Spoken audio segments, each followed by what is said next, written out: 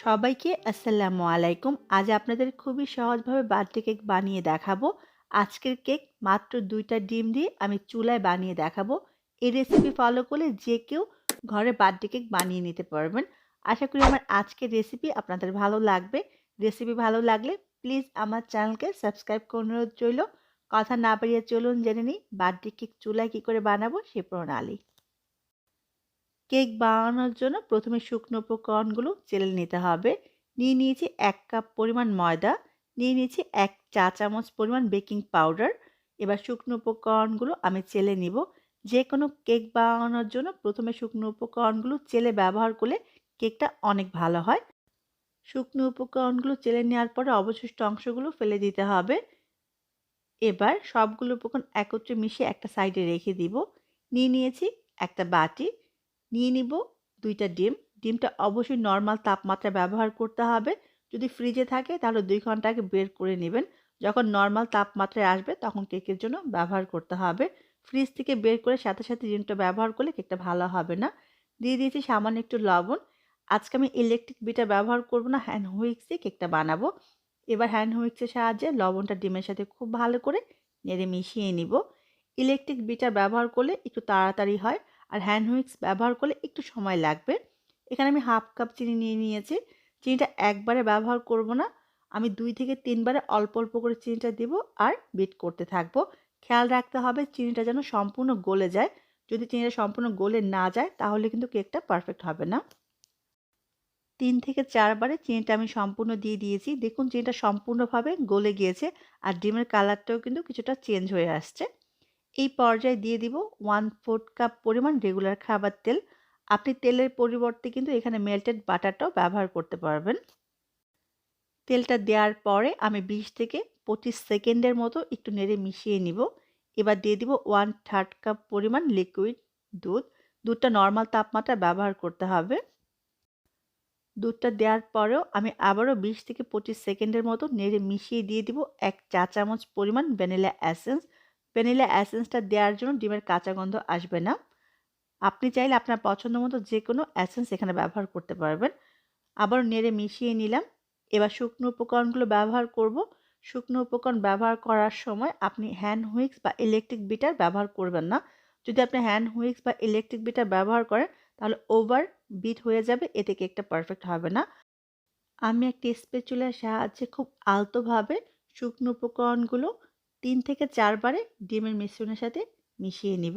আবারও বলছি over bit মানে অতিরিক্ত মিশানো যাবে না, তাহলে কিন্তু কেকটা পারফেক্ট হবে না। সবগুলো উপকরণ আমি মিশিয়ে নিয়েছি। দেখুন কনসিস্টেন্সি ঠিক এরকম হবে। এবার যেই পাত্রে আমি কেকটা বসাবো সেই পাত্রে আমি সামান্য একটু তেল ব্রাশ করে এর উপর একটা পার্চমেন্ট পেপার দিয়ে দিলাম।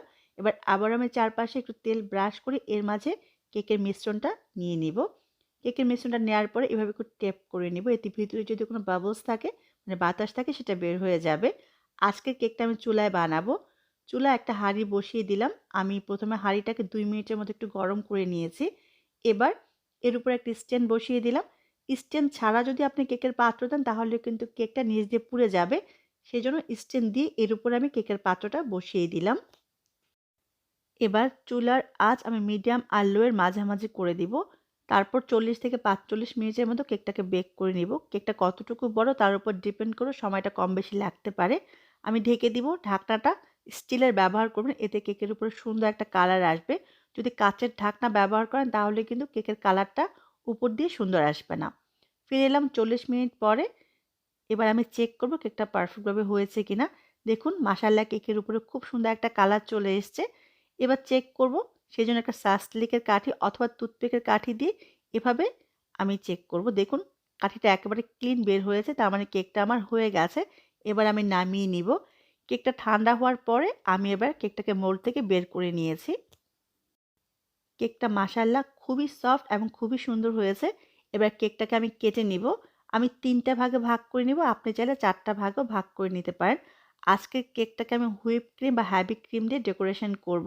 সেজন্য নিয়ে নিচ্ছি ১ কাপ পরিমাণ হুইপ ক্রিম বা হেভি ক্রিম। ক্রিমটা অবশ্যই ফ্রিজে রেখে ঠান্ডা করে তারপর বিট করবেন। ইলেকট্রিক বিটারের সাহায্যে আমি বিট করে নিব। মিডিয়াম স্পিডে বিট করতে হবে। আমার এই ক্রিমটার সাথে চিনি দেয়া আছে, সেজন্য আমি এক্সট্রা করে চিনি ব্যবহার করব না। আপনি যদি চিনি ব্যবহার করেন সেক্ষেত্রে অবশ্যই আইসিং সুগার মানে চিনি গুঁড়াটা ব্যবহার করবেন। আস্ত চিনি ব্যবহার করলে কিন্তু ক্রিমটা পারফেক্ট হয় না, একটু বালু বালুর মতো লাগে। তো যাই হোক, এর মাঝে দিয়ে দিব 1 চা চামচ পরিমাণ ভ্যানিলা এসেন্স। আবারও আমি ক্রিমটাকে মিডিয়াম স্পিডে 3 থেকে 4 মিনিটের মতো বিট করে নিব। ওভারবিট করা যাবে না, ওভারবিট করলে কিন্তু ক্রিমটা পারফেক্ট হয় না, মানে কেকের ডিজাইনটা পারফেক্ট হয় না। দেখুন আমার ক্রিমটা 3 থেকে 4 মিনিটের মতো সময় লেগেছে, একেবারে পারফেক্ট হয়ে গেছে। আমি একটু দেখিয়ে দিচ্ছি দেখুন। একেবারে ওভারবিট করা যাবে না। এই ক্রিম দিয়ে ডেকোরেশনটা এবং কেকের মাঝে ব্যবহার করলে কিন্তু পারফেক্ট হয়। এবার আমি কেকটাকে ডেকোরেশন করব। কেকের একটা টুকরা আমি নিয়ে এর উপর সুগার সিরাপ দিয়ে দিচ্ছি। সুগার সিরাপ হচ্ছে আমি 1/2 কাপ পানির সাথে 3 টেবিল চামচ চিনি খুব ভালো করে গলিয়ে নিয়েছি। এর উপরে সুগার সিরাপটা ব্যবহার করলে কেকটা অনেক সফট হয়, খেতে ভালো লাগে। আর যেই পাত্রে আমি ডেকোরেশন করব কেকটা, তার চারপাশে আমি কাগজ দিয়ে নিয়েছি। এতে ক্রিমটা চারপাশে লেগে যাবে না। এবার ক্রিমটা আমি একটা পাইপিং ব্যাগে নিয়ে এর উপরে দিয়েছি। একটু সমান করে দিব। ঠিক একইভাবে সবগুলা কেকের লেয়ার আমি বসিয়ে নিব। আবারও বলছি, প্রত্যেকটা লেয়ার দেওয়ার আগে সুগার সিরাপ ব্যবহার করে এর উপরে ক্রিমটা দিয়ে নিয়েছি। লাস্টে আমি কেকের নিচের পাটটা উপরে দিয়েছি, এতে কেকের উপরটা কিন্তু একেবারে সমান থাকে। এর উপরেও আমি সুগার সিরাপ দিয়ে দিব, দিয়ে এর উপরেও আমি ক্রিম দিলাম। এবার চারপাশ দিয়ে ক্রিম দিয়ে কেকটাকে আমি কভার করে দিয়েছি। এবার সমান করে নিব। ক্রিমটা খুব ভালো করে সমান করে নিয়ে আমি সাইডে যে কাগজগুলো দিয়েছিলাম সেটা সরিয়ে নিব। কাগজগুলো দেওয়ার জন্য ক্রিম লেগে প্লেটটা কিন্তু ময়লা হয়ে যায়নি। যাই হোক, এবার আমি ডিজাইন করব। ডিজাইনটা একেবারে আপনি আপনার ইচ্ছে অনুযায়ী করে নিতে পারেন। আমি একটা স্ট্যান্ড নজলের সাহায্যে প্রথমে কেকটার চারপাশে এভাবে ফ্লাওয়ারের মতো দিয়ে নিব। আজকে খুব সহজভাবে আমি ডেকোরেশনটা করব। এবার উপর দিয়ে একটু দিয়ে নিচ্ছি ঠিক একইভাবে। আজকের কেকের ডিজাইনটা আমি খুবই সহজভাবে করব। আর সামান্য একটু ক্রিমের মাঝে আমি একটু কালার দিয়ে নিয়েছিলাম। কালারটা আপনি আপনার ইচ্ছে অনুযায়ী দিয়ে নিতে পারেন। ঠিক একইভাবে আমি কালারফুল ক্রিমটাও কেকের চারপাশে এভাবে লাগিয়ে নিচ্ছি। একই ডিজাইনে আমি উপরটাও সম্পূর্ণ ভরাট করে দিলাম। এবার কেকের সাইড দিয়েও আমি ঠিক একইভাবে ভরাট করে দিব। মাঝে একটু পিঙ্ক কালার দিয়ে দিলাম দেখতে সুন্দর হওয়ার জন্য। কেকের ডিজাইন একেবারেই আপনার ইচ্ছে। দেখুন, আমি সম্পূর্ণ কেকটা ডিজাইন করে নিলাম। এবার কেকটা আমি 1 ঘন্টার মতো ফ্রিজে রেখেছিলাম। এবার আমি আপনাদের কেটে দেখিয়ে দিয়েছি ভিতরটা মাশাআল্লাহ কতটা পারফেক্ট হয়েছে।